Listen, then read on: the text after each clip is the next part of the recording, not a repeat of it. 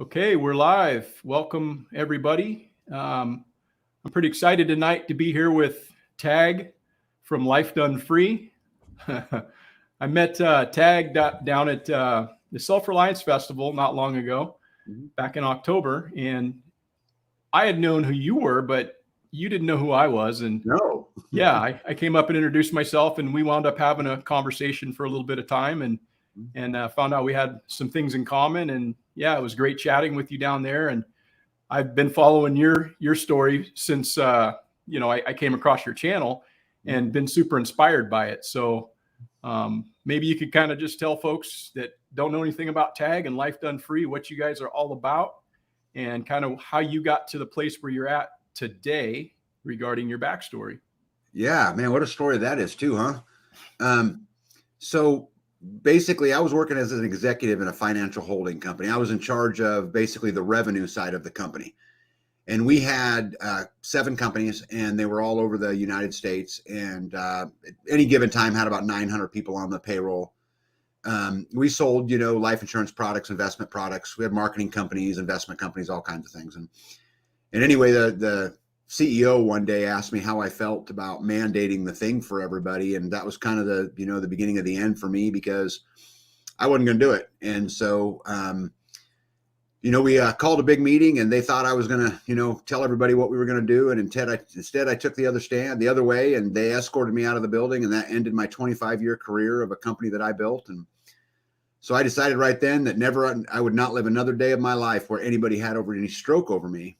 And so I took all my money out of the market, and I built a beautiful 5,000 square foot off-grid home. And I'm literally off-grid. I have no utilities, not one that comes down my property. We provide all our own water, all our own heat. We provide all our own electricity. We provide our own sewer. We provide all of it. And so it took me about 4 years total to build all the infrastructure. And once we got all this kind of stuff in, I built freesteading so that other people could, build a community and try to figure out how to live together. And, maybe we can build a counter economy. And I'm just going to keep doing it. And hopefully if my mission's successful, I'm going to piss the man off. And that's my goal. And I'm not going to live where nobody has stroke over me. Just not going to do it. Yeah, that's that's pretty inspiring, man. Like, hold on one second. I'm trying to get back to the main screen here. Okay. Yeah, you're right, man. Yeah. So was that like, I guess, the catalyst for you? Like a kind of a defining moment, or like, I mean, everybody kind of has a moment where things are like the light bulb goes on, and they realize, hey, this is the direction that I need to go. So was that the moment you decided to, move in this direction of off grid and, living the lifestyle that you live? Yeah, it's such a crazy thing. I sit and think about this all the time, bud. And it's I wish I could tell you that I would have had the courage to do it without it. I don't know that I would have. And just to be honest, and I didn't go off grid because I wanted to live off grid. I mean, I went off grid because I'm sick and tired of people hanging carrots over my head and being a slave to this modern day system. It's insanity.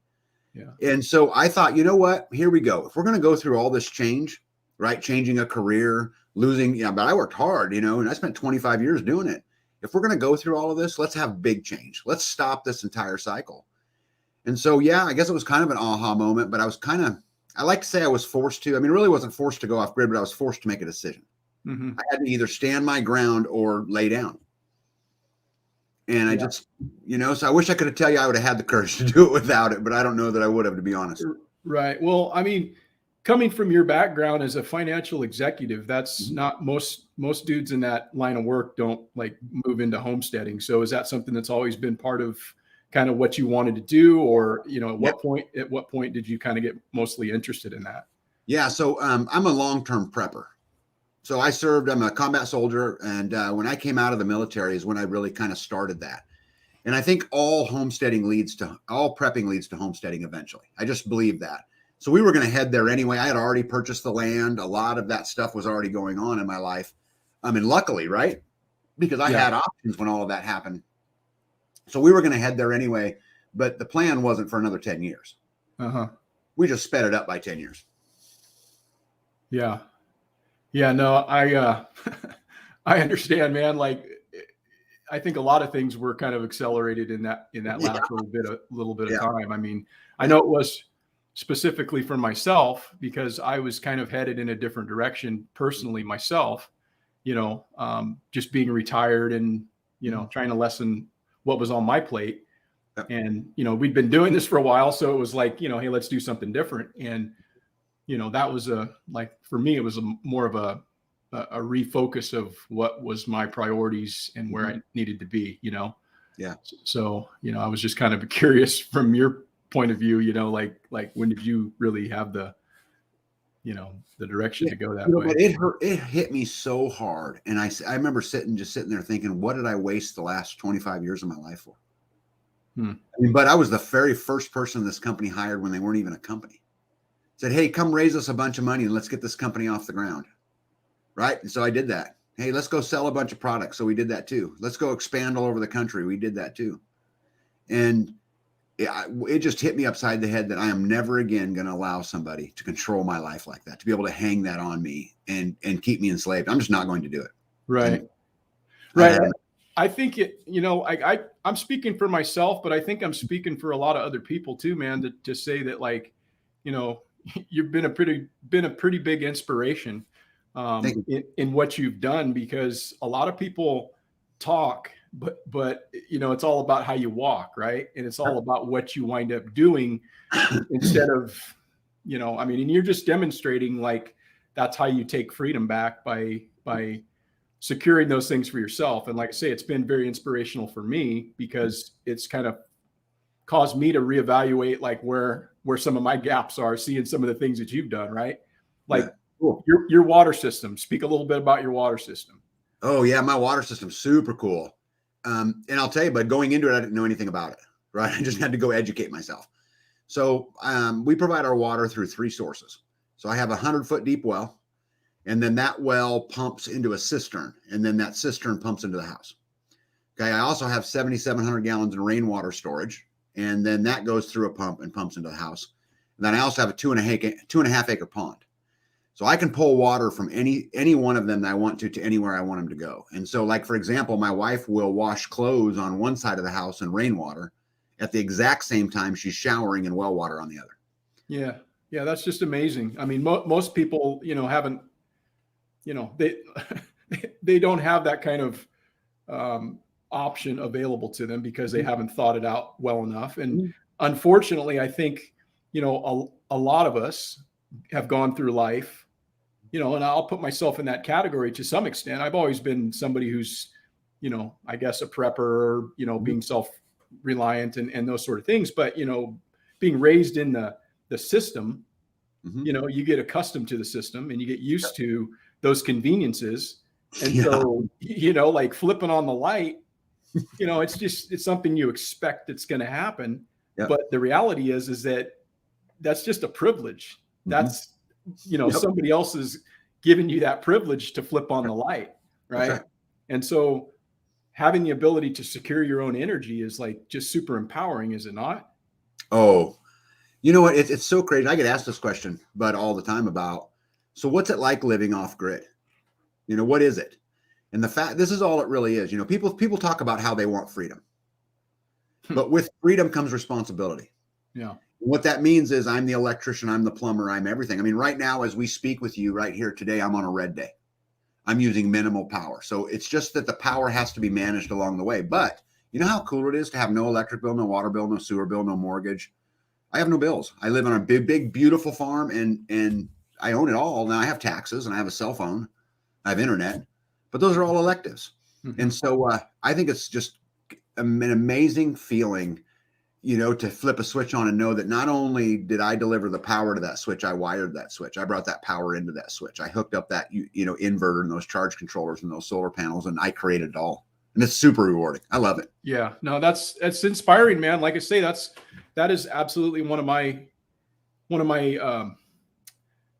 biggest goals for the next year is to move my grid tied system into one where, it runs on a hybrid inverter and I'm being able to manage my own power.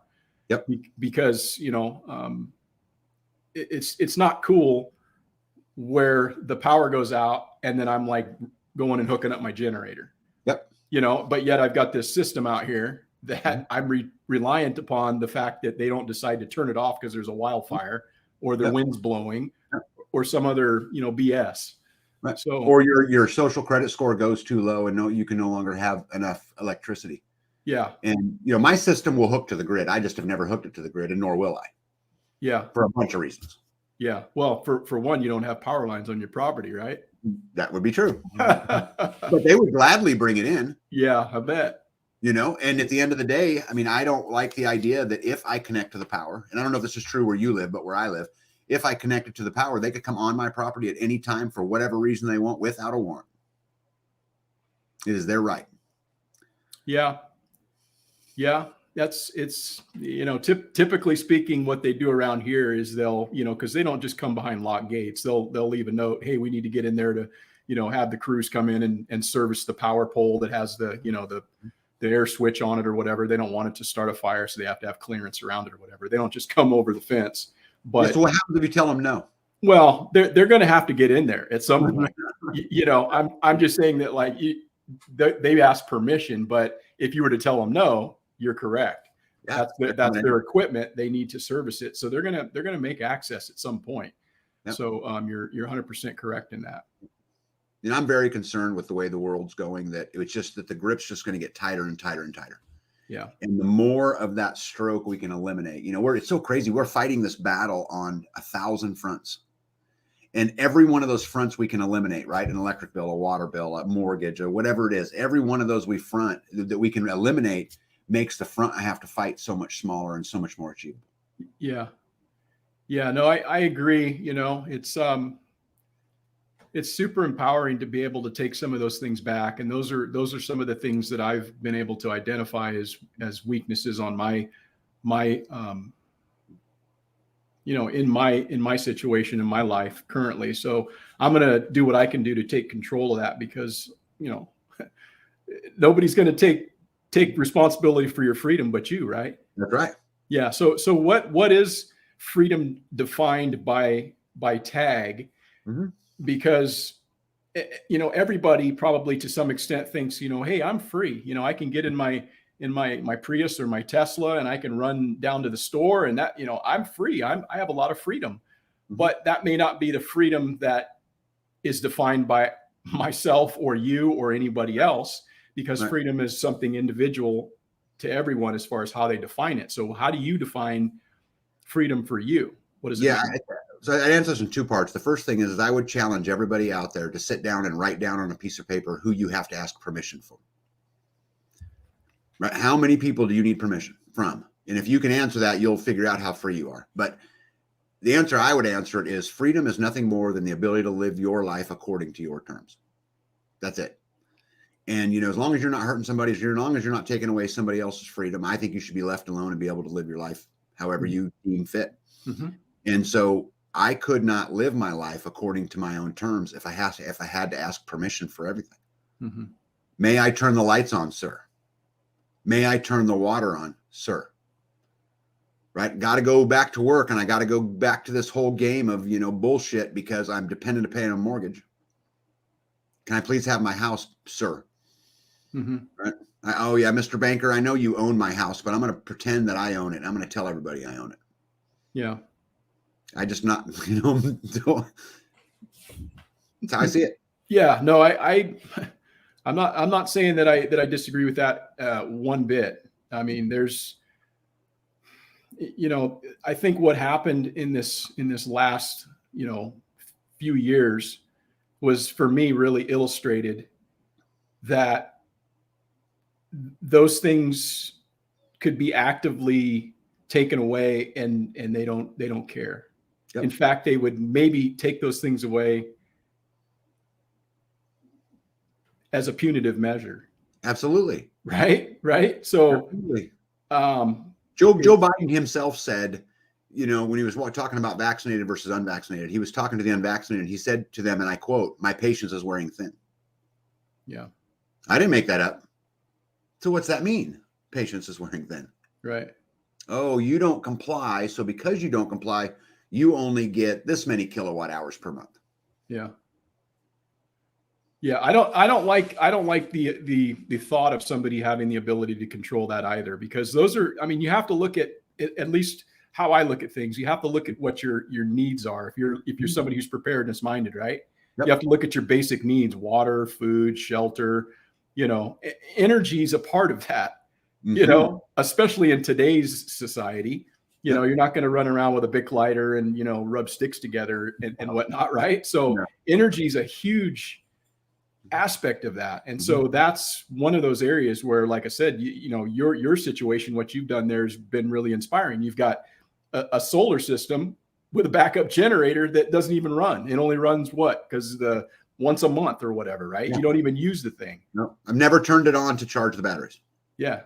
So that's how prepared you are with regard to like the things you've been doing. So like I said, I think it's super inspiring. Yeah, I appreciate that. And I wish I could tell you, Bud, that it was all part of the plan from the beginning, but it wasn't. Yeah. Yeah. Life's funny how it works out sometimes. Matt down there said in your comments, he said that even if you pay off your home, you still got to pay taxes every year. And I love this argument, right? Like I've heard this argument a million times. And first of all, Matt, you're 100% correct. There's not anything you said that's incorrect. But I'll tell you, this is what I'm talking about, the stroke.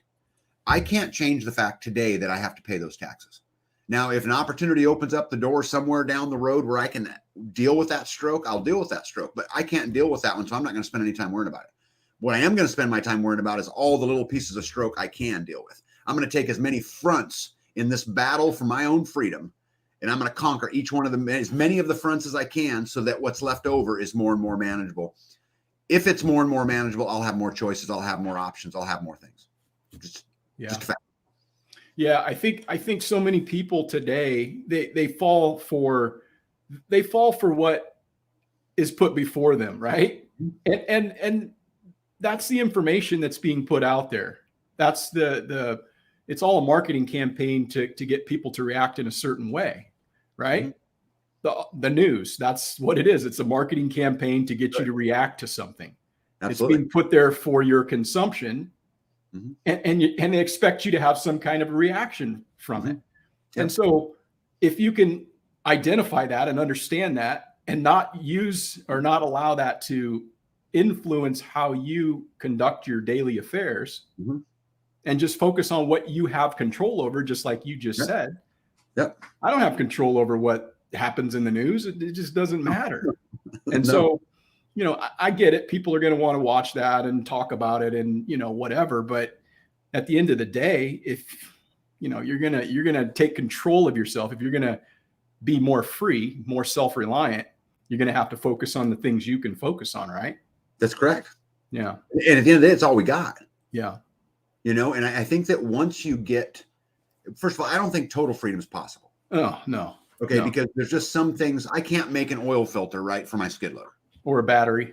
Or a battery. Right? Yeah, right. I mean, or gasoline is really not, or diesel fuel is really not practical for me to create for myself. Even though you could do some of that, it's really not practical. But man, here's the thing: is that if you can get all of those other pieces under control, it gives you an amazing amount of options. And let me give you an example. So I have 2 500-gallon diesel tanks outside my house here that I use to fill up my equipment when I'm working. Right. So I don't typically have to buy very often. Because I have no mortgage, I have no debt, I have no electricity, I have no anything, I get to use my money smart. So I'm going to go fill up my tanks when it's convenient for me, when the price is at the bottom of the market. I'm not forced into doing anything other than that. And I think you can apply this principle to I apply it to many things in my own personal life, because I am in this place where I don't have any of those things. Dude, I got a million options. I mean, almost all my money I bring through the front door is play money. I don't really have anything I'm made to go do other than taxes, right? You get a little bit there. And so I think the closer we press that line, now it enables me to do different things. Like, for example, as you know, on my videos, I do a lot of Starve the Beast videos, right? And I talk a lot about how to go start taking it back and how to attack the system back. And I'm doing it. I'm living it every single day. But I cannot do any of that if I have to say, sir, may I please? I can't do any of it. Yeah. So yeah. It's interesting, man. It just really is, to me, it's fascinating. It's just the whole the whole like life experience is just fascinating. You know, the things you learn as you go along, right? Oh, You know, like you're so much different at 50 than you were at age 20 or 30. yeah. You know, you look back on the way you thought about things back then and you're like, fuck was I thinking? Right. You know, Right. but like now, you know, it's just like, it's just amazing to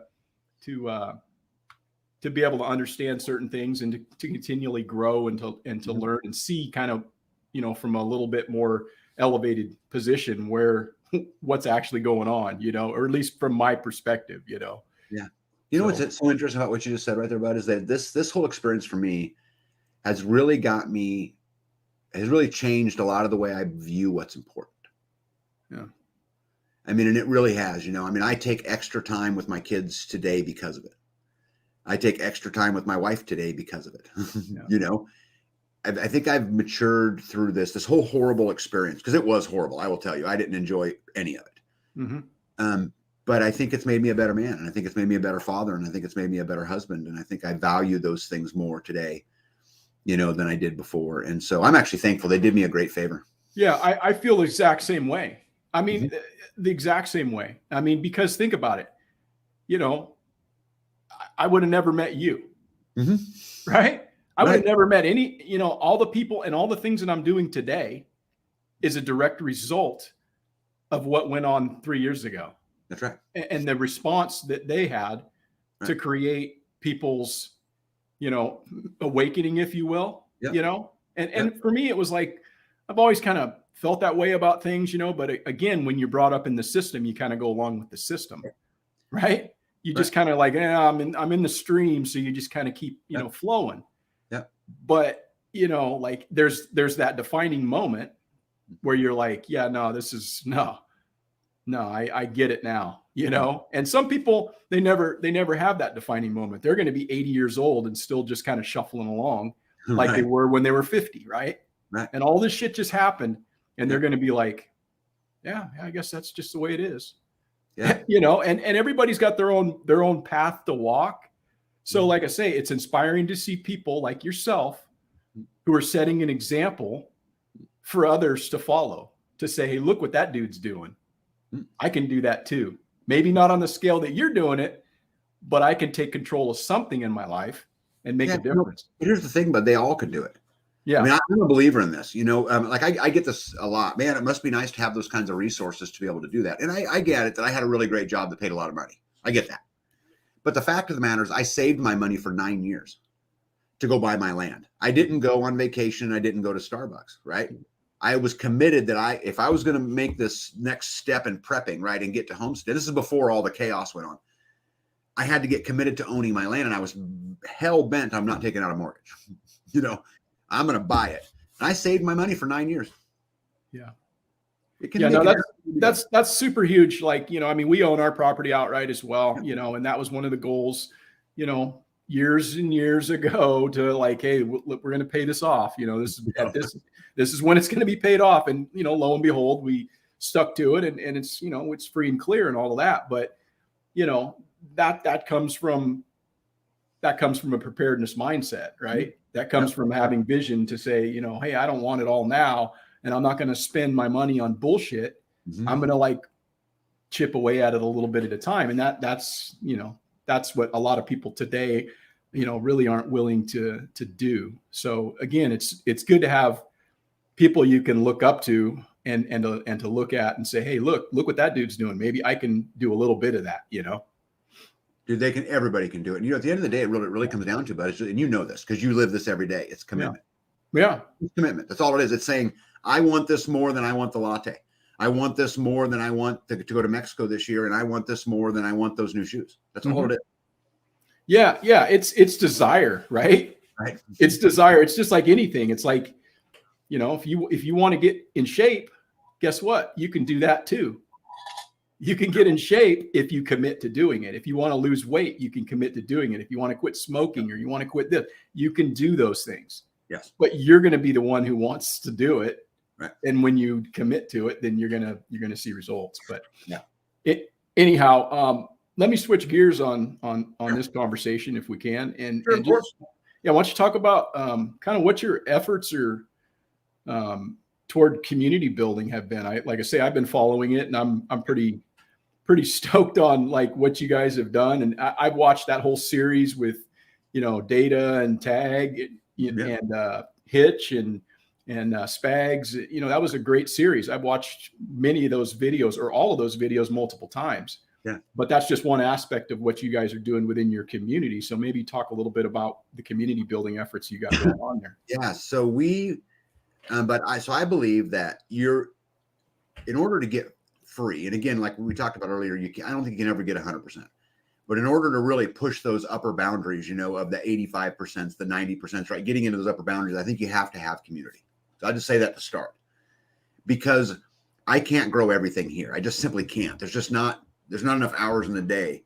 And so what we decided to do long ago was that we were going to build a community out here. And it started small. The very first meeting we ever had, there was 6 people in it. Right. The last one we had, there was 150.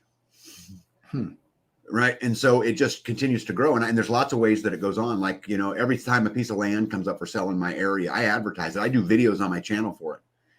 Just this year, we've added 4 new families to this area who, through the efforts of YouTube and freesteading, of course, were able to come out and pick up land, and that continues to grow. And where this goes from there, which I'm super excited about, is we're going to build our own homeschooling co-op.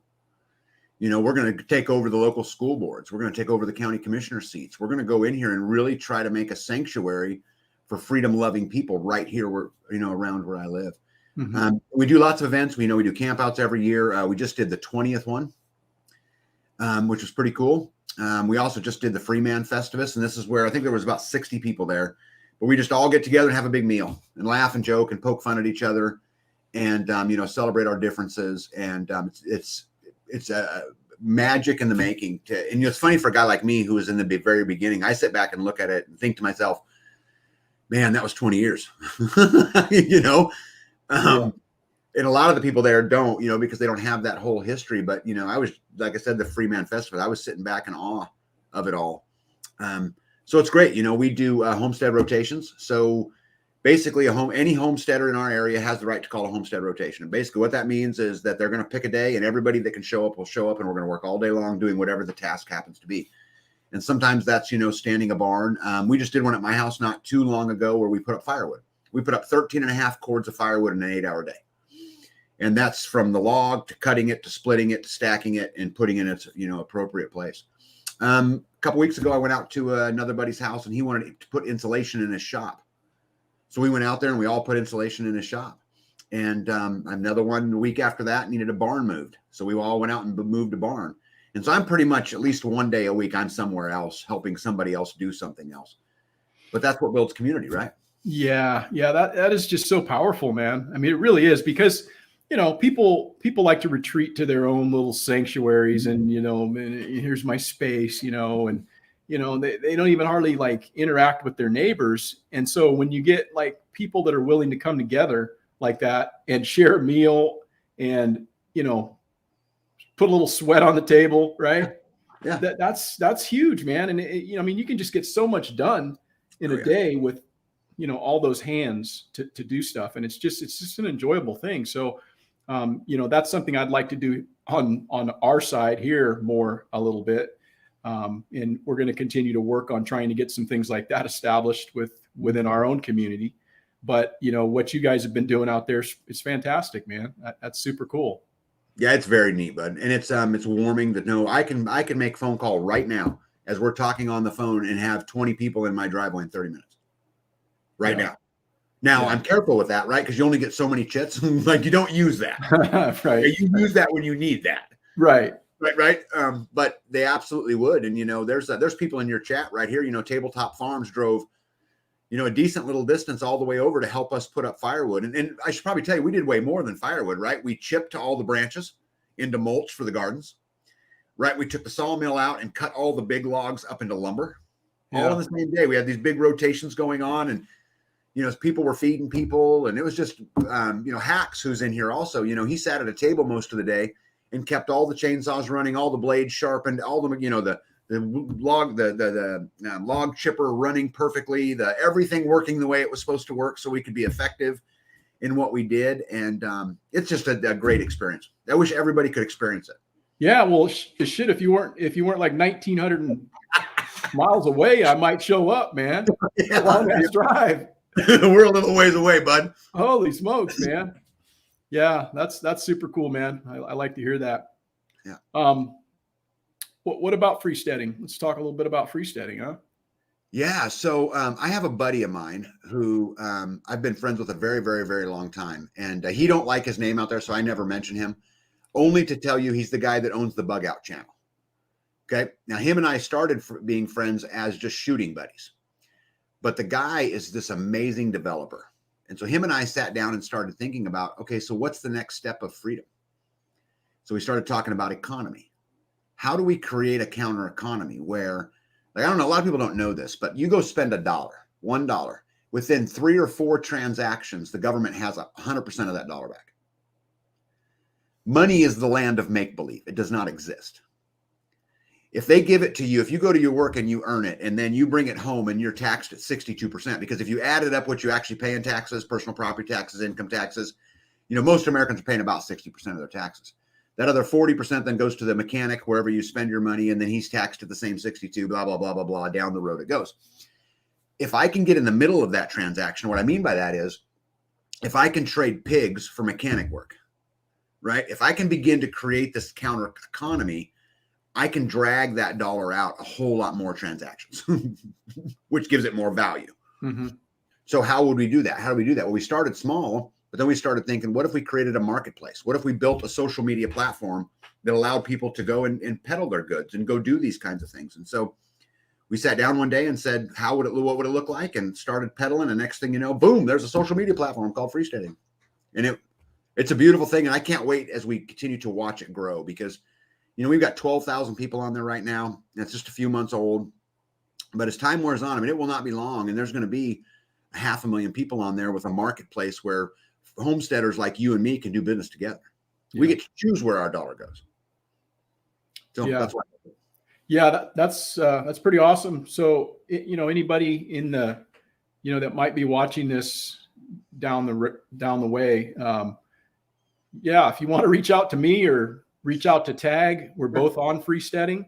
So, it's actually a better platform to reach than like YouTube. YouTube's not really that friendly for having chat and, personal messages back and forth or whatnot. But, I've used, it to communicate with Tag directly, and, it works great. It's a great platform, man. I mean, you just got that app up and running like a couple of weeks ago. And I was kind of happy about that, because I didn't really dig having to like log into it. Yeah. It was kind of a pain, but like with the app, it's cool. It's just like having an app. Just download it from the store, and then it's, any notifications or whatever you get just pops right up on your phone like any other social media app. It's cool. Yeah, it's cool. I never thought I would be an owner of a social media platform. Like, I'm not a tech guy. Yeah. But here I am. Yeah.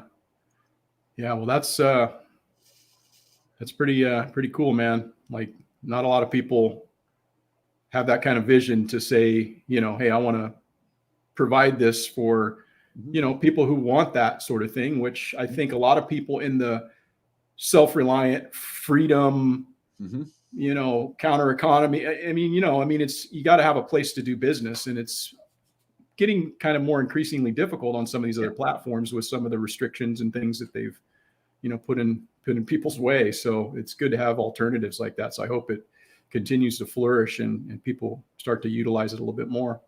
Yeah, well, I think there's another side to it too, which is, and this from YouTube, we got to be careful about what we say. We've got to watch pretty much everything, and being able to offer somebody a place to go speak free. And I'm telling you, this has happened. I had a community leader on here at the very beginning of Freesteading that it's no longer there, because they wanted me to infringe upon what I would consider free speech. As long as we're not talking hate speech, and as long as we're not talking violence, I won't get involved in the conversation. I just won't. Yeah. And so I think that's a big part of it. I think just networking, but I can't tell you how exciting it is. I have email after email after email from places as far away as Germany, Australia, Puerto Rico, who have emailed me and said, hey, I met my neighbor. I found somebody else, right, through Freesteading, right? I'll be darned. We're yoking up as would say, we're building a community. Thank you, thank you, thank you. I mean, I'm getting these all the time. And I think to myself, man, I am just simply not worthy of this. But this is badass. Yeah. Yeah. That's pretty cool, man. You've spoken a little bit about trying to create your own community, right? You would like to create a town. What's going on there, man? Yeah. So I think as we continue to grow here, I mean, I think the long-term goal for us is just to control more and more of our own destiny. I'm working now on a deal that will buy up a few 100 acres of land that's for sale right now. And we're going to divide that into 20-acre homesteads. And then we're going to charge a little bit to all those 20 acres so that we can keep the 10 acres in the center. And we're going to build a community building. And everybody will come together and build this community building, just a place where we can sit down and have potlucks.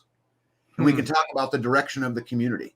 And so that's coming, I'm hoping, pretty quick if we can get the deal closed and, get all the money secured to do it. But again, I'm talking about building schools, right? Like literally starting to take our freedom back and give ourselves our own choices. And it's a monumental task. I recognize this. Right. But I am so afraid of spending 50 years of my life working for a company only to which at the end I'm given a gold watch and told to piss off, to which then I go on Social Security and by the mortality table 6 years later, I'm dead. There's got to be more to life than that. Seriously. Yeah. Yeah. I'm going to go swing. Yeah. I imagine you're probably a pretty happy dude every day. Cause I mean, I get up every day and I'm pretty happy, you know, it's like you just glad to be focused on doing the things that are making a difference in your life, rather than, like you say, working for someone else, you're working for yourself.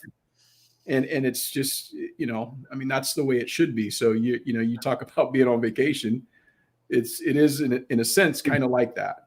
It is vacation. Yeah. A lot of people don't get that joke in all my videos, but that's actually what it means. There is that when I pick on my wife about, hey, you're on vacation, you're busted, there you go again. What I'm really saying is you're living the exact life you chose. Yeah. And it's powerful to me. But I consider myself, I consider myself a freedom servant. And I'm going to spend the rest of my life, if I can, God willing, right? I'm going to spend the rest of my life serving freedom and, to everybody around me. And I'm going to speak of it every single day. Yeah. Yeah. John Willis had I just lost my thought. Anyhow. So what do you have coming up on your property this upcoming year? Yeah. What are some of your priorities, I guess? I'll tell you, but I'm not trying to rush it. And I'll tell you real quick, because I'll tell you why. We just got out of gardening season and, we gardened full time from March to September. And we're in the gardens every day. And, you live it. You already know. I don't need to tell you. You know it as much as anybody knows it. And so I actually like this little break right here where I can go into my wood shop and I can make a chair or a bench or a, whatever it is. So I'm enjoying this. But once the weather kind of breaks, I've got a Wallapini going in. I've done the dirt work for it. And for anybody who don't know, a Wallapini is basically an in-ground greenhouse. And it's going to be 20 feet by 58 feet long. So we have a pretty good sized one. My beautiful bride wants to try to grow citrus in this climate. And it can be done. It takes underneath the Wallapini, you got to put geothermal and you got to put all this stuff in. I'm going to use the pond that sits next to it as a thermal battery and try to get some of this cool stuff going on. I'm really excited about getting that done. Our gardens will then be another year more mature, which is a wonderful thing. When we got to this land, there was nothing here. When we pulled in for the first time, there was nothing. Everything we've had to build our own. So the gardens are still very immature is the way I would word it. I don't know if everybody calls it that, but they're immature. So I think, getting another big crop out would be good. Bee wants to double the size of her apiary this year. She has 9 hives right now. And we just finished up another harvest, but so we'd like to get that up to about 20 hives out there. And so those will really be the big ones on my list. Finish my house, right? I'm about done with the final pod 4. Hoping to get that done through the winter, but we'll just have to see how it goes. So you've built your own house entirely, right? Entirely. Yeah. So tell me about that process. You've got these pods. What's going on? Yeah. So my house, I'm a weird guy, as you probably know. And so I'm always thinking about, okay, because I'm a prepper first, right? So I was always thinking about, okay, if the shit hit the fan tomorrow, where will I wish I'd have been? So when I started building my house, the goal was to build it. And then over time, over 5 or 10 years, eventually finish it, keep working my job, keep bringing in good money, all that stuff. But so the first pod I built was a 20 by 30 structure that had a kitchen, a bathroom, and 2 bedrooms in it. Because then if something happened, I'd have a place to go. We could live just fine. It would be fine. Then I needed a living room. So then pod 2 was I built the living room on the side. And then pod 3, we wanted a laundry room, another bathroom, another bedroom, and then my office where I'm sitting right now, which is 3 stories off the ground. We call it the crow's nest because I can see my whole entire property up here. And we built that. And then pod 4 is the master bedroom, which is what I'm trying to get finished now. So what started off as a little 600 square foot cabin today is a 5,000 square foot, super off-grid home. And I built 100% of it by myself. Well, my wife helped a lot, right? She's like this super beast, but she was up on the roof with me. I made her cry several times. She rocked the fireplace by herself, all this cool stuff. But yeah, so we just did it ourselves. It was cool. Yeah, no, she's awesome, dude. She's cracking. She's putting in work. Yes. Yeah, doing all the detail work. Yes. You come in and lay waste, man. You do the rough in, and she comes in and does the trim. Yeah, she calls me the wood chipper. Yeah, that's super cool, man. I love to see that. Yeah, she's super awesome. I'm a very, very lucky guy that I have a true partner. Yeah. So also too, along that, I mean, you got a processing kitchen, you got all this stuff, man. Like, So I forget about all those things, when you talk about, I just forget. Right. So my wife, when we lived in my other house, my wife likes to make things like chapstick, lotions, soaps, lots of stuff like that, hygiene things. And, but what she makes them out of a lot of times is she renders lard. So she'll render the tallow, the beef tallow down, or the pig, whatever it is. And she'll make her oils out of that. And then she has an oil press where she presses lavender and some of these other things. But anyway, so one of the things I always hated was the fact that it stunk. I don't know if you've ever been around a bunch of beef tallow being rendered down. It don't smell good. Mm-mm. It's a horrible smell. And I didn't want it in my house anymore. So she thought I was building her a processing kitchen because I loved her, although I do. Okay. I built her a processing kitchen because I didn't want to smell it anymore. And so she has a 20 by 24 processing kitchen. It's completely separate from this building, and it's all stainless steel. And, she's got big cook stoves and where she can process all of the stuff coming out of the garden. We can process a whole cow in there, pigs, sheep, her honey, when she goes to put up her honey, it's all done in there. It's all done out of the house, and I ain't got to look at it. I ain't got to smell it. And she thinks that her husband really loves her because he built her a kitchen. Right on. Yeah, no, that thing's, man, it's well thought out, man. I mean, you guys are doing the thing, man. It's crazy. It's pretty inspiring. Yeah. I don't know what else to do, but just keep doing it. My son was over here the other day and he was joking. He says, "You're never going to be finished on your house, Dad." I said, "What do you mean?" He goes, "Well, as soon as you get pod 4 done, you're going to build pod 5. I said, "I don't have any plans for pod 5, but thank you. I'll get thinking about it." Yeah, you have to build a pod down by the Wallapini or something. Right. Yeah. Right. Yeah. Tunnel over there. Yeah.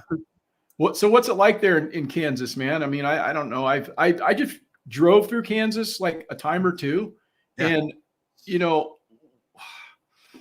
people, it's weird, like people that don't know what it's like in the middle of the country, they have this perception, right? It's flyover states or whatever, or it's flat, it's this or it's that. And, I'm driving through Kansas and I'm like looking around going, man, this is pretty goddamn nice. And that's just off the interstate, right? Now I'm sure there's nicer communities and I just saw what I saw going through, but I'm like looking at it going, man, this place is green. There's no goddamn trash. Yep. There's no graffiti. Yep.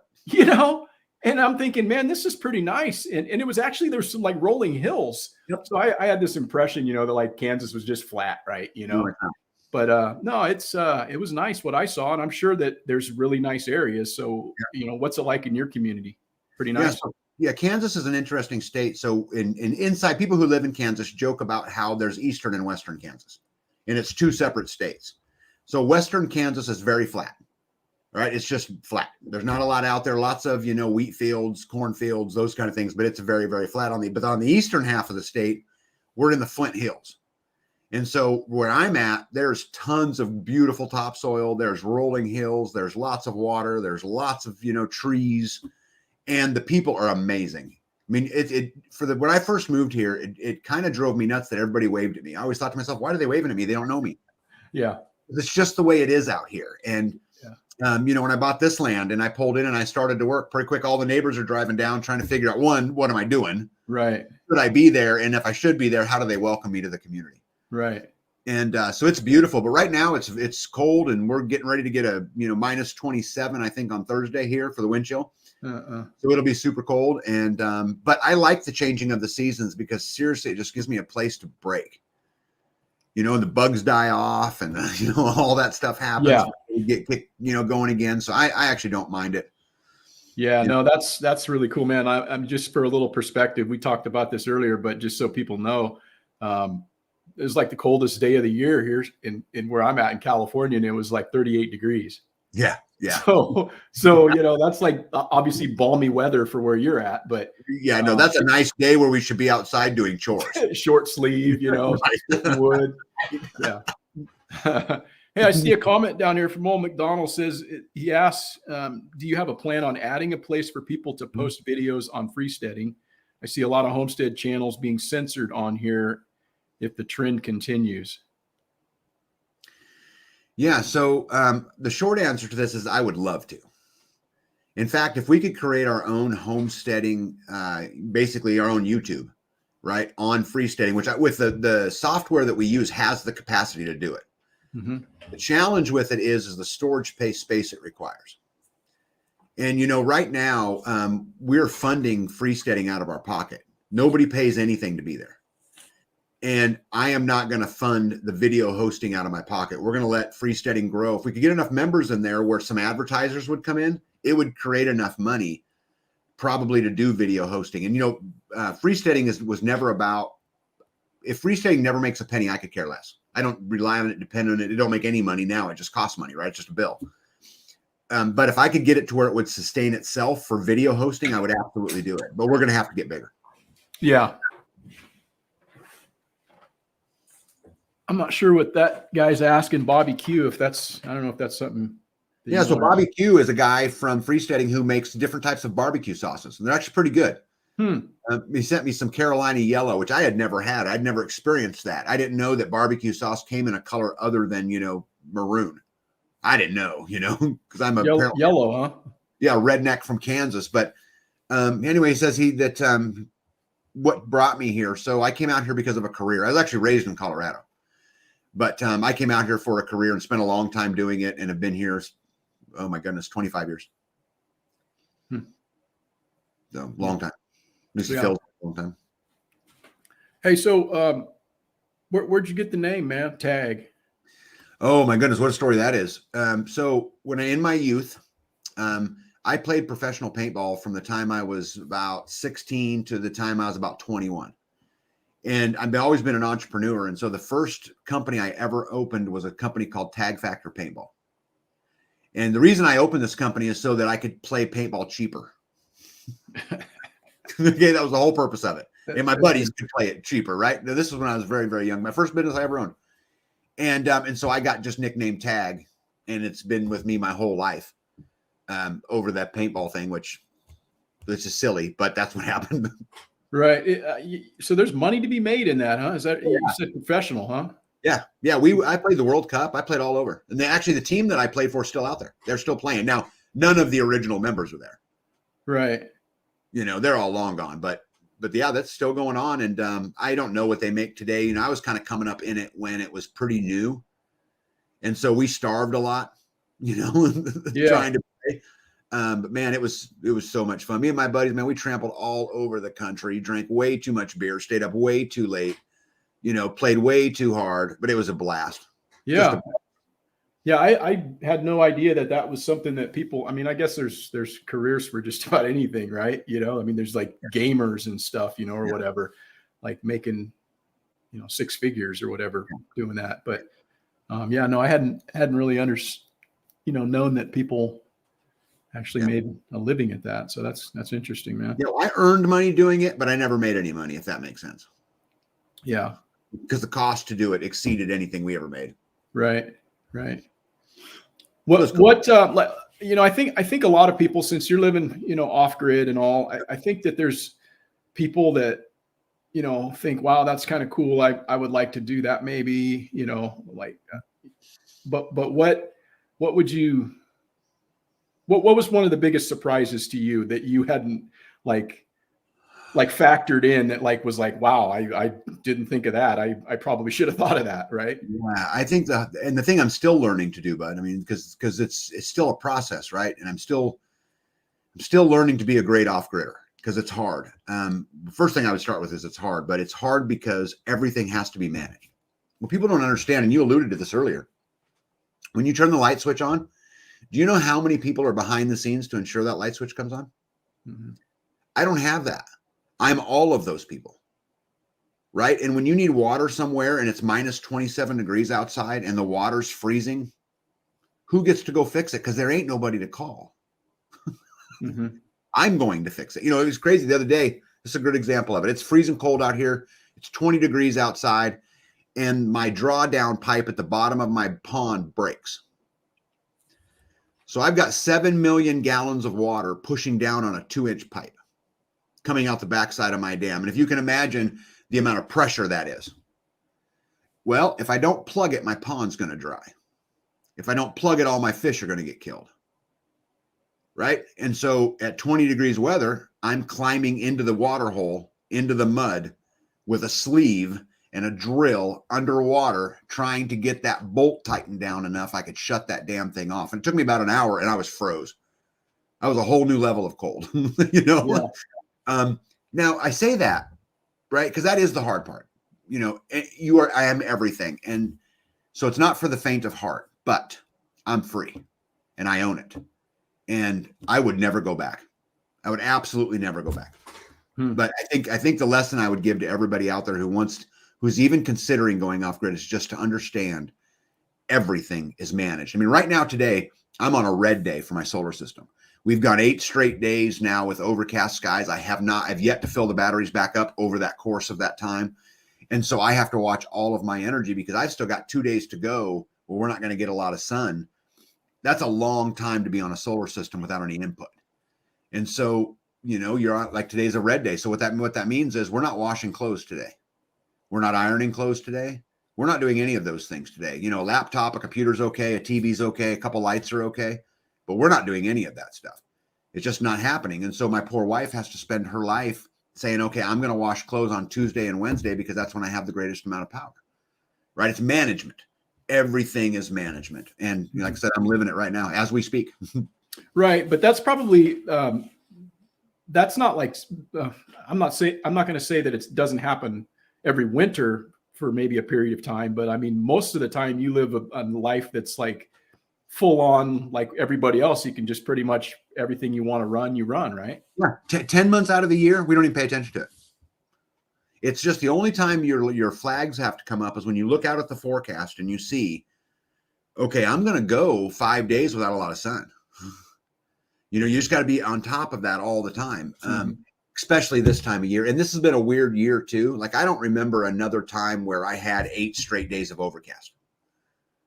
Because a day is fine. It doesn't even really matter. You don't even have to think about it. 2 days, it's okay. But pretty quick after that, you got to start thinking, wait a second. And I got to conserve a little bit of power. So right. Maybe that's climate change. I don't know. I don't know what's going on. Right. So you guys cook all of your food on a wood stove, right? That's correct. Yeah. That stove that I've seen it, man, that thing is legit. Yeah. That is a super cool stove. I mean, it's not like a wood stove. It's actually like a stove that burns wood. So it's a wood stove, but it's man, that thing is solid, man. Yeah, it's called it's a Kitchen Queen Grand Comfort 750 is actually what it's called. And I could have bought 3 regular stoves that most people have in their house for the price of that stove. But here's the cool thing about it is, first of all, it heats its own water. So I have a secondary hot water source with it because there's a coil in it, right? And so I can heat water, with physics, right? The hot rises, cold falls, right? I can heat it with it. The other thing is that we just we wanted to limit the amount of propane we had to use. Now, in fairness, so you guys know, my processing kitchen has a propane stove in it. My wife can kick big commercial 6-burner, processing stove. So we have that option. But yeah, we cook 100% of our food off wood. My wife is learning. She's a beast, man. She cooked a Thanksgiving turkey, golden brown. Perfect. Out of that wood stove. Bread. I mean, she's just a beast, Yeah. But in fairness, the first 5 or 6 months, I learned to eat burnt food, just to be fair.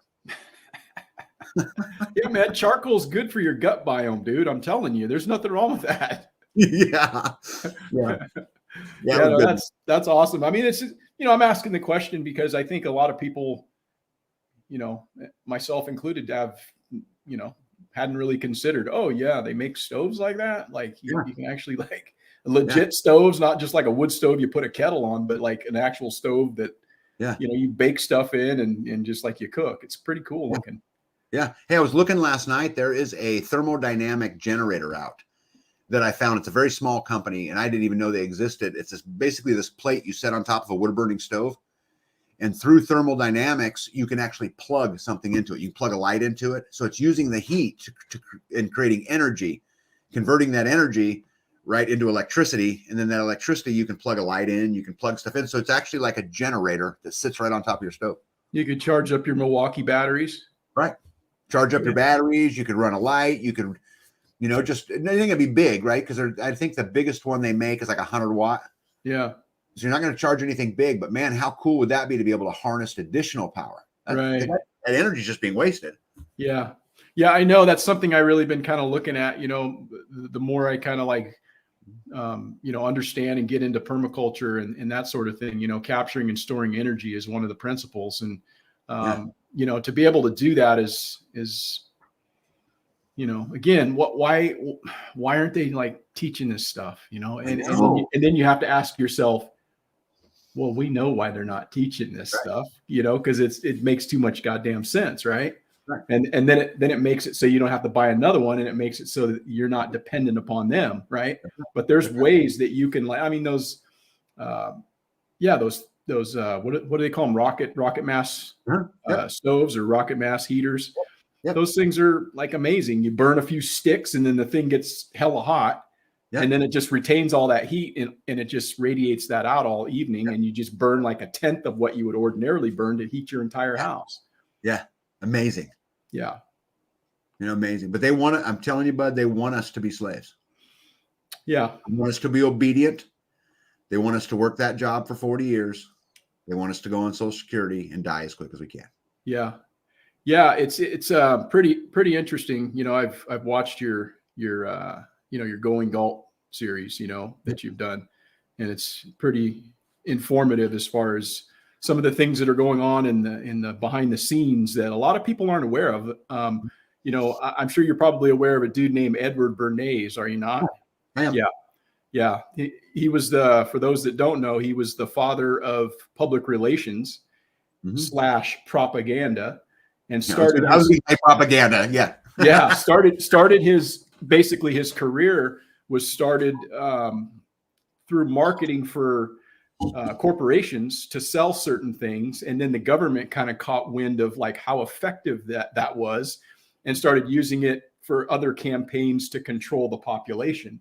Yep. Right. So he's the nephew of Sigmund Freud, and so he had that tie to the whole psychological thing or whatever.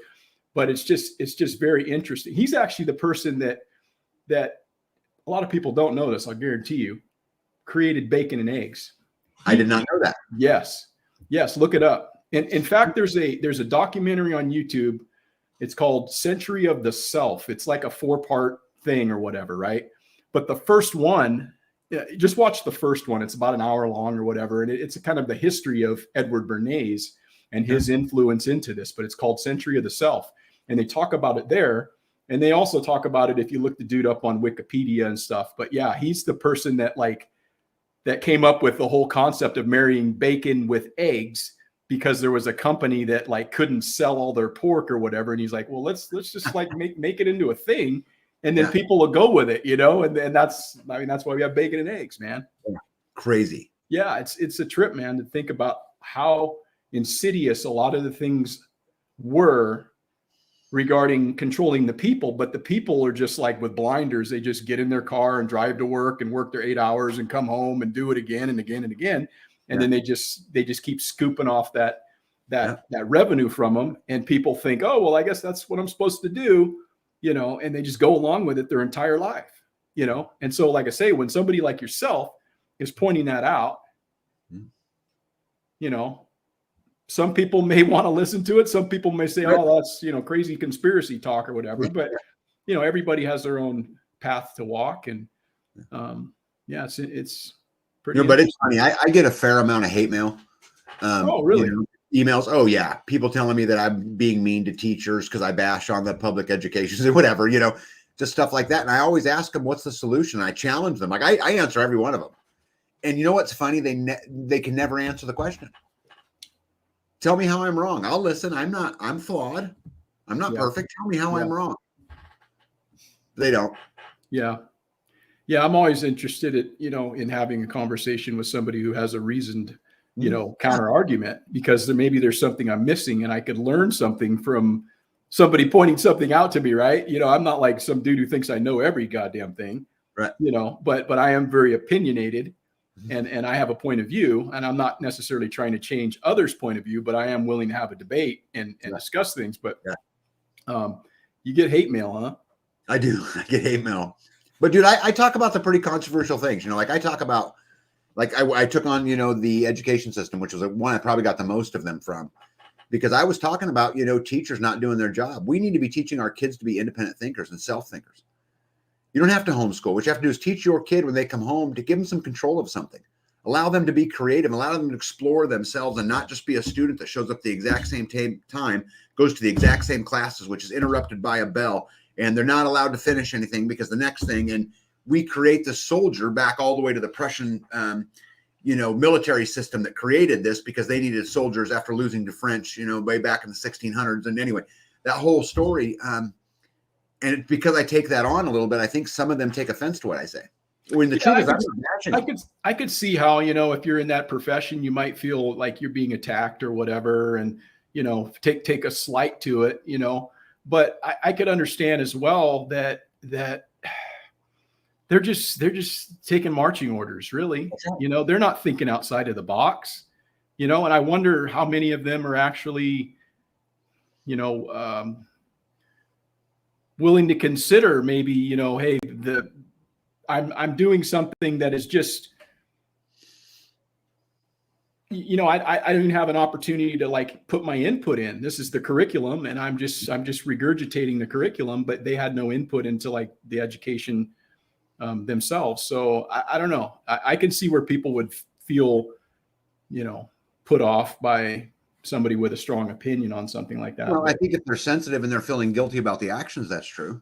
But my message to them was very, very clear. They're the front lines. Hold the line and take care of our children. You're the front lines. I'm depending on you to teach them to be independent and to get the best out of them and help them explore all of the things that make them wonderful. That's your fucking job. Right.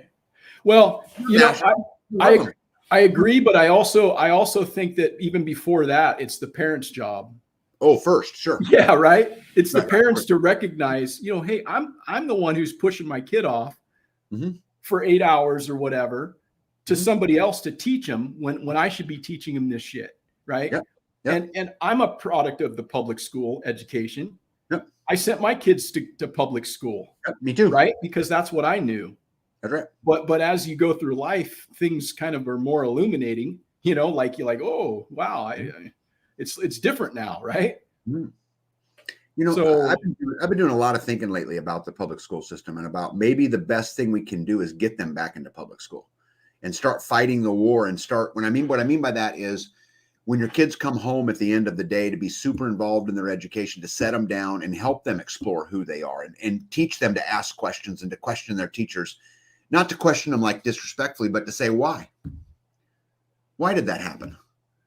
Why do we do it this way? And maybe we can combat it through, our kids. And I don't know, I'm still kind of debating it all in my head because at my video, what I said is the best thing you can do is homeschool. But if we do that, we're abandoning the entire rest of them. You know what I mean? We're only really impacting a small percentage. And so I question that a little bit, but the truth is I love teachers. I know some great ones, Jess at American Roots Farm, wonderful lady. Yeah. Absolute wonderful lady. And she's trying every day to build great little patriots. Yeah. And she's fighting an uphill battle every day. Yeah.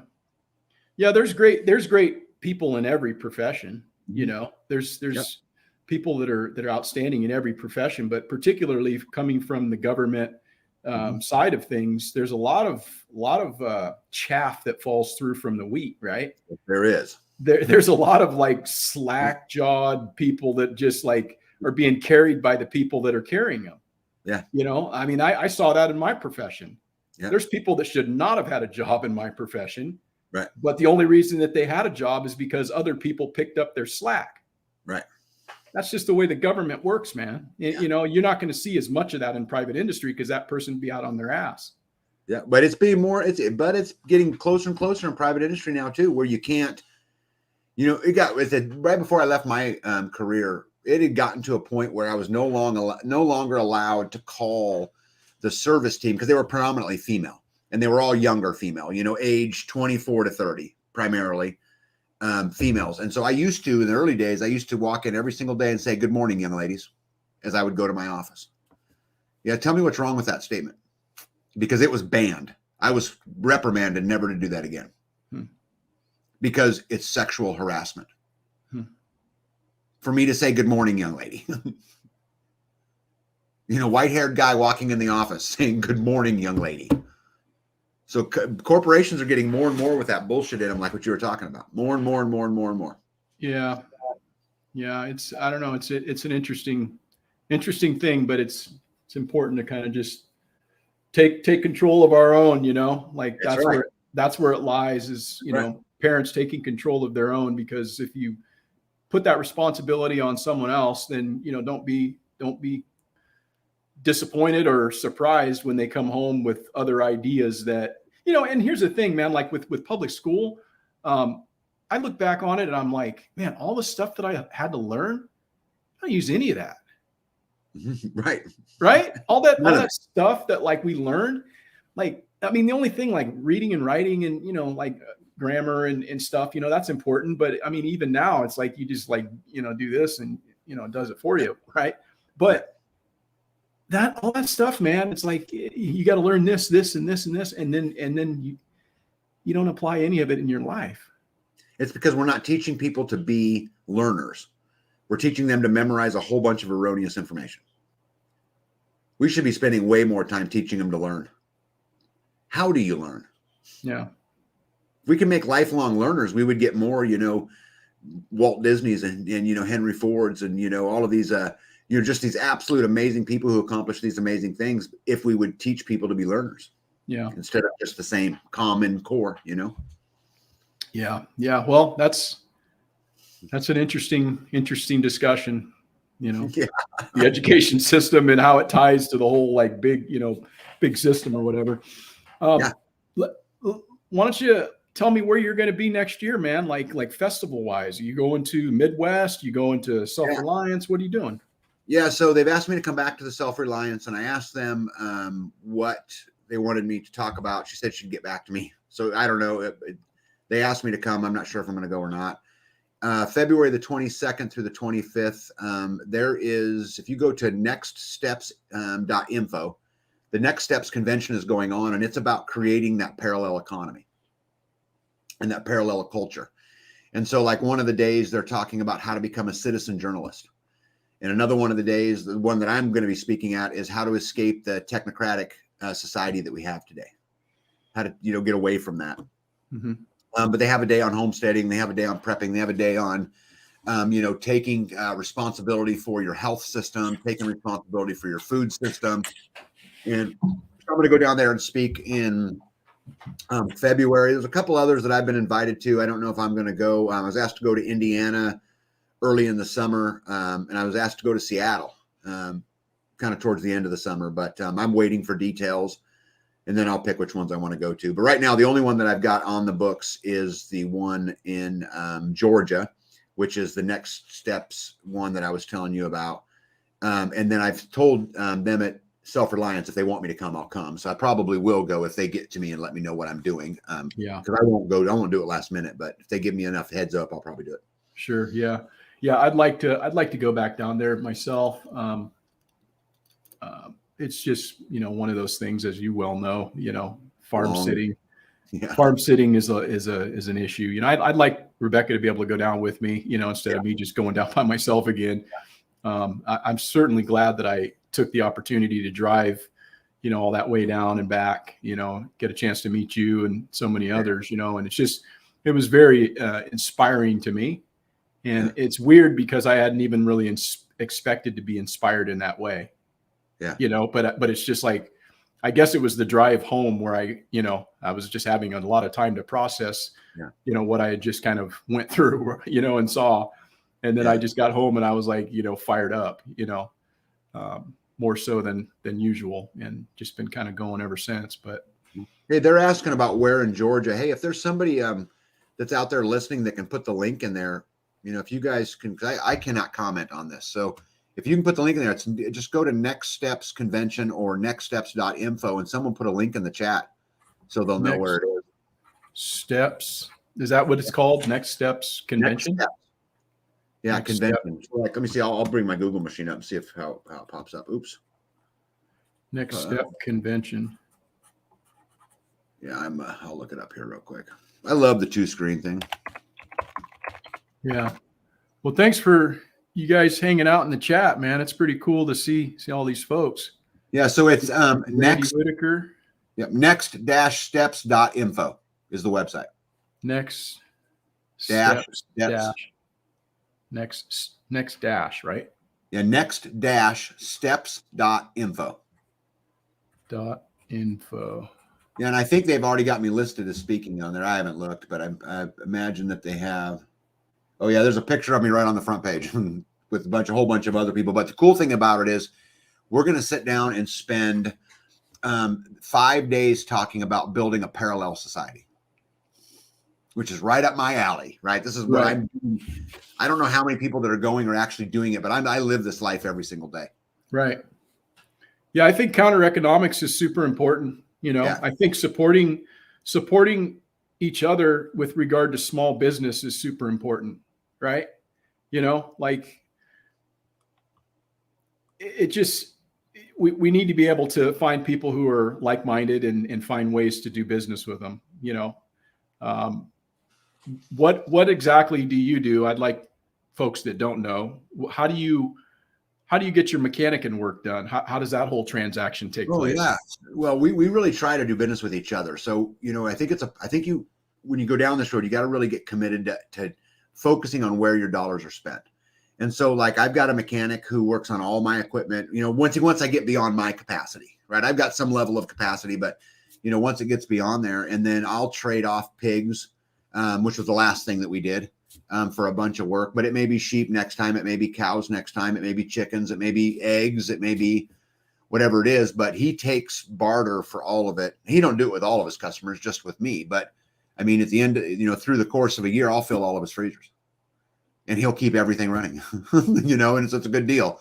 But I mean, there's all kinds of stuff like that goes on. But I mean, you know, I had a homesteader yesterday drop off a load of green firewood at my house because he was out of his seasoned stuff and wanted some seasoned wood. And so I just traded him a load of green stuff for a load of seasoned stuff because I have tons of it sitting out there. We just work together, you know, and whatever that means. Each week and each month is going to be just a tiny bit different. Yeah, that's super important. Yeah, I really like what you guys are doing out there. Hey, by the way, I sent you in the private chat on here because I can't comment on the public one, but I sent you the link to the Next Step in the private chat, which is I think the only you can see. I'll have to figure out how to do that. I'm kind of new to this deal. Yeah, it's all good. Yeah. If I could comment, I'd just plug it in there, but yeah, we'll stay on after the thing and we can have a chat and figure it out.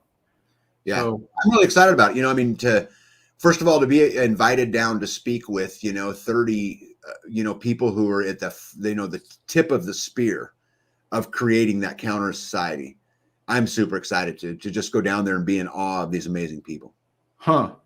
Anybody else there of note that I would like that's let me look here. Let me see. Do you know? Let me see. Polly Tommy, Tia Sereno. Let me see. Which ones would you? Roots and Refuge will be there. Do you know them? Okay. Yeah, I've heard of them. Yeah. Let me see here. There's a lot of, if you get down into a lot of these, like, you know, food stuff, it's, you know, Dr. Peter McCullough, Dr. Pierre Corey, Dr. Kishna, I can't pronounce the last name, Kimberly Overton. There's like, I'm going to guess here, bud, 30 speakers. Yeah. And what I like about this convention is it's not just sit there and listen to them. These are workshops. So there will only be like, I don't know, 700 tickets sold. That's it. But they'll be in workshops for 5 straight days, learning how to starve the beast, right? Yeah. Yeah. Yeah. That's I think it needs to happen. Yeah. I think it needs to happen.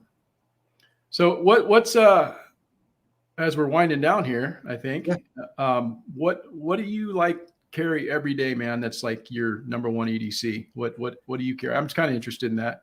Yeah. So, well, actually, you know, what's funny is my wife would be a good one to ask this question too, because she's like the Batman with the bat belt on. I am not.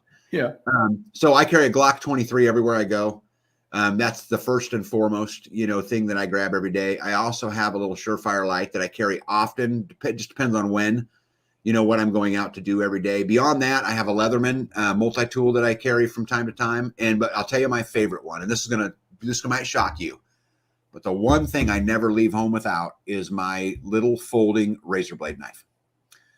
I love that thing. It's replaced my pocket knife. Is that the little orange one? No, it uses a regular carpenter's blade, but it just folds down.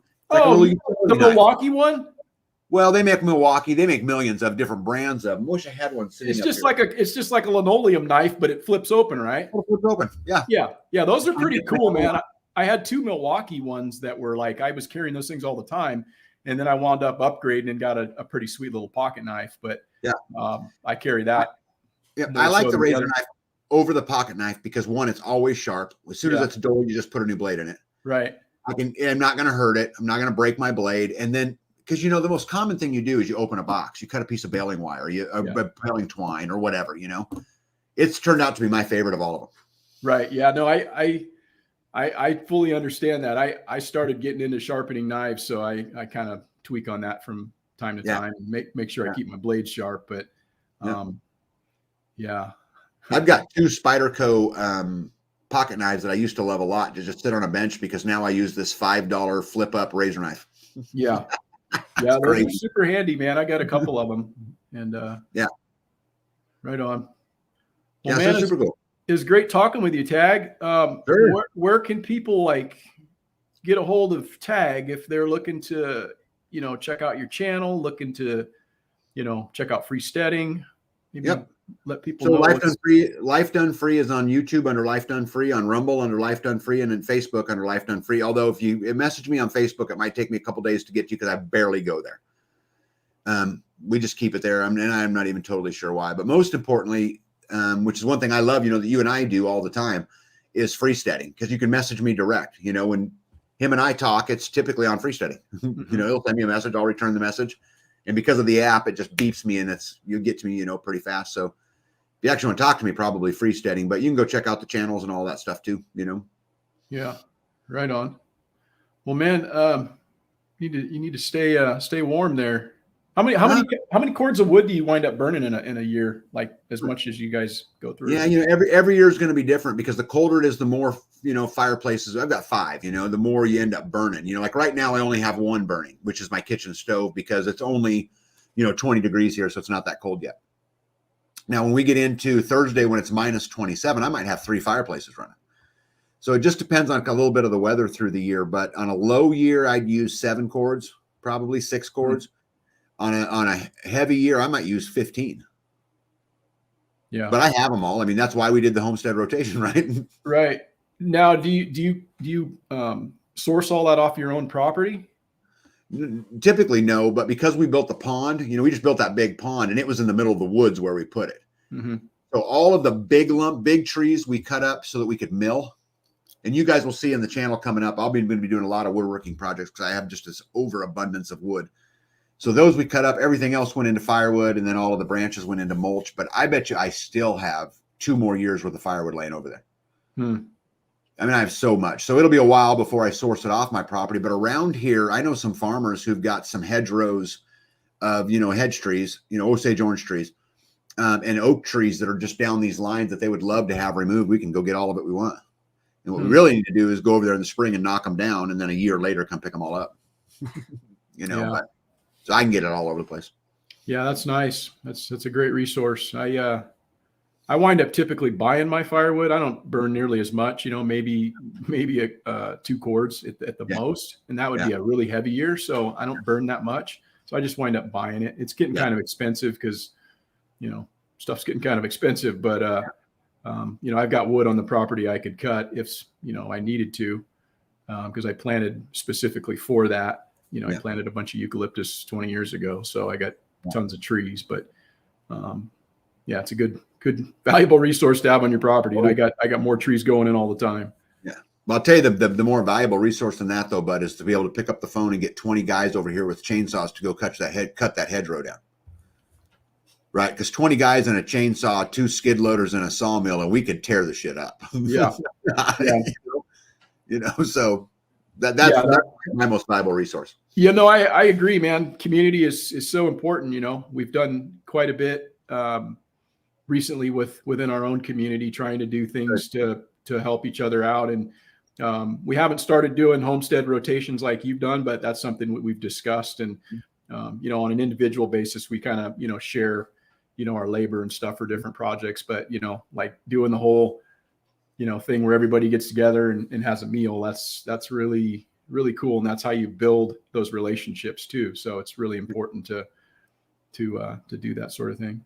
Yeah, well, and Bud, just so you know, if I can ever help you in any way, yeah, you know, to talk to people, to say, hey, this is how it works. Yeah, you know, right? Because there would be things I'd be willing to share over a video conference with you that I wouldn't share on YouTube. Yeah, right, just purely for safety reasons. For sure, yeah. You know, and so, but I'd be more than happy to have a conversation with any of them, you, a whole bunch of them, whatever. If I can help you push the ball, let me know. Yeah, I appreciate it. Right on. Well, yeah, I think we'll wrap it up there unless there's anything else you want to add. Yeah, no, just you know, guys, just go hold the line. You know, take, you know, your freedom's your own responsibility. You know, and whatever happens to you, good or bad, it's your fault. And take accountability for your beliefs.